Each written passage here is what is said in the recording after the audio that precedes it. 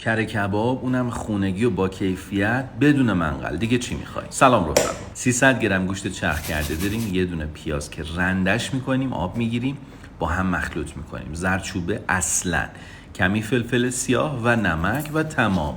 با هم انقدر ورزشون بده تا منسجم بشن. کف تابه کمی روغن میریزیم، به این فرمی که میبینید بهشون شکل میدیم.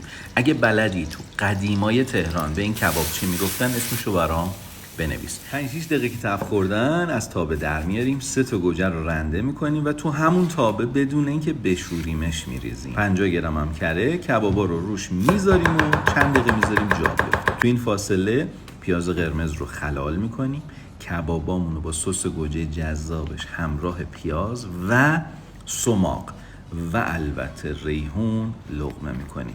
نگم برات که چی شده و نوش جان.